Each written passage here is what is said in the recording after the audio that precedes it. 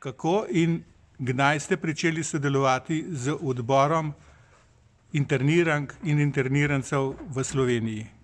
Z odborom internirank in interniral smo pričeli pri Zvezi slovenskih žena, še ko je te odbore vodila bivša interniranka gospa Valičeva.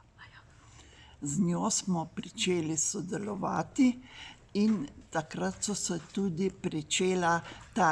pričele izmenjave in pa predvsem je ta odbor vsako leto do lanskega leta organiziral izlet na Koroško. In Zveza slovenskih žena, v tem primeru osebno, sem vedno organizirala, kam bomo šli, kaj si bomo ogledali, tako da do lanskega leta smo vsa leta sodelovali že na tem, da smo organizirali njihove izlete na Koroško.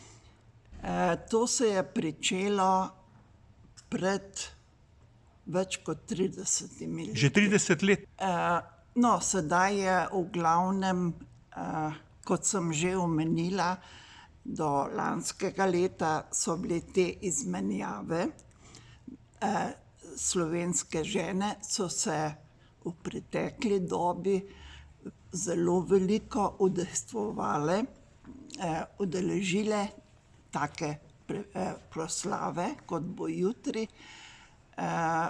Približno več kot pred 10 leti je bila udeležba tako visoka s strani Korošic in Korošcev, da smo prišli s celim avtobusom v Portorož.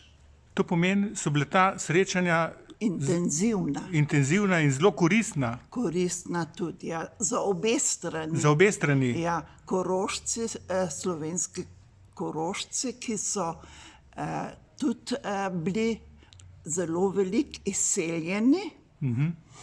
Leta 1942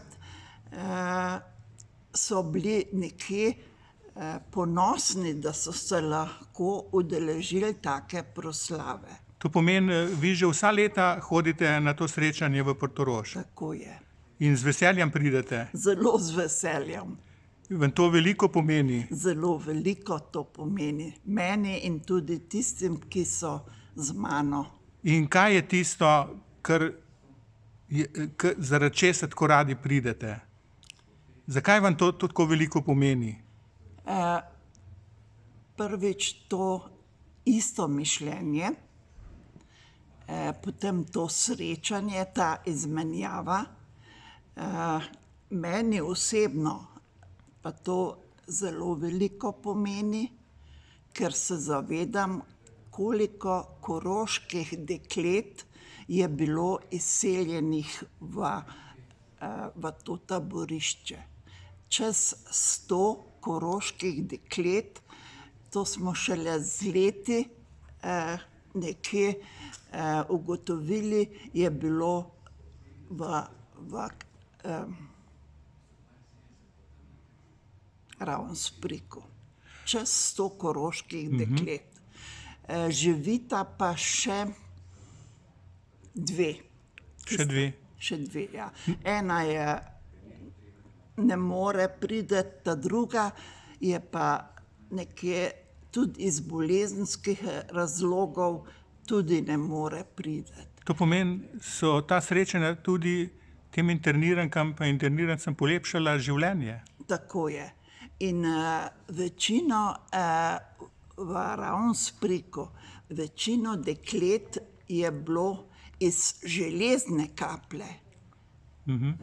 To je, saj verjetno veste, kje je železna kapla. In tam so bili tudi prvi zarodki, se je rodila nekje tudi Zveza slovenskih žena, ravno v teh kapeljskih grabah. Tako da je, kako bi rekla, za naše Korošice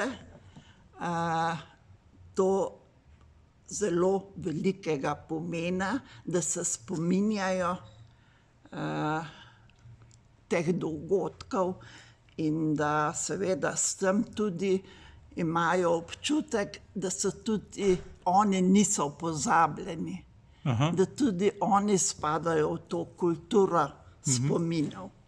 Kako vam pa uspeva vedno več je teh internirank visoke starosti in verjetno ni več veliko živih. Kako nadomeščate to z mladimi, da ohranjate te vrednote v tem smislu, da se te grozote ne bi več dogodile? No, moram priznati, da je, kar se tiče mladih, da smo imeli pri Zvezi slovenskih žena res srečo, da je naslednica res mlada, sposobna ženska. Ravno tako smo imeli srečo z gospo Koletnik pri Zvezi koroških partizanov. Ona je podpredsednica, tudi podpredsednica Zveze slovenskih žena in zelo aktivna, kar se tiče tega spominjanja te kulture, da to ne bi šlo v pozabo. Ko sem mogla nekje zaključiti to delo kot predsednica Zveze slovenskih žena, smo zelo veseli, predvsem tudi zato, ker je tudi ona, kot je že omenila tlele, ko je govorila, je ona tudi vnukinja ene izseljenke. To smo pa pred kakšnim mesecem pokopali. In je več ali manj ena bolj zadnjih, ki so bili izseljeni. Skušamo, da bi se tudi mladi rodovi zavedali, kaj so njihovi predniki, kaj so žrtvovali, in ne smemo pozabiti, da so koroški Slovenci v glavnem bili izseljeni zaradi slovenščine. Nekako je bilo prepovedano govoriti slovensko. Ja, pa tudi, če pogledamo po teh krajih, odkoder so bili izseljenci, vidimo, da je v glavnem igrala vlogo jezik, slovenski jezik. In kako je sedaj trenutno stanje? Trenutno bi rekla, da se malo zboljšuje. Mogoče ima malo gospod Kajzer malo zasluge. Se je pa tudi izboljšalo, veste, s temi prihodi emigrantov. V Celovcu imamo zelo veliko ljudi, Bosna in Hercegovina, Srbija in oni so pa bolj nekje ponosni na svoj jezik in govorijo glasno, kar pa v prejšnjih letih koroški Slovenci niso tako upali, da bi recimo na glavnem trgu v Celovcu govorili ali pa da bi šli v trgovino, pa enostavno srbo-hrvaško govori. To se koroški Slovenci nismo tako upali. Nismo imeli, ne vem, kako bi to rekla, korajže. Bili na nek način zastrašeni. Zastrašeni, ja. Ker so pa zelo, recimo v času Hajdarja je bilo zelo težko zaradi jezika. So bili ljudje resnično, so imeli resnično strah. To pomeni, je sedež vaše Zveze slovenskih žena v Celovcu? V Celovcu imamo, ja. In sicer v prostorih, kjer so tudi druge organizacije, kot recimo Zveza koroških partizanov, Zveza slovenskih izseljencev, potem Zveza slovenskih organizacij, to je glavna organizacija, ker v Zvezo slovenskih organizacij smo pri nas na Koroškem vse te organizacije združene. Nekje Zveza slovenskih organizacij je nekje glava teh organizacij, seveda moramo izključiti Mohorjevo. To potem z optimizmom gledate vnaprej? Jaz že, ja.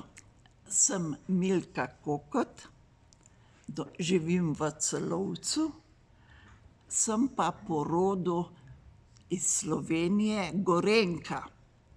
In sem prišla v Celovec po poroki 1964. leta. In sem sedaj sama, ker sem vdova.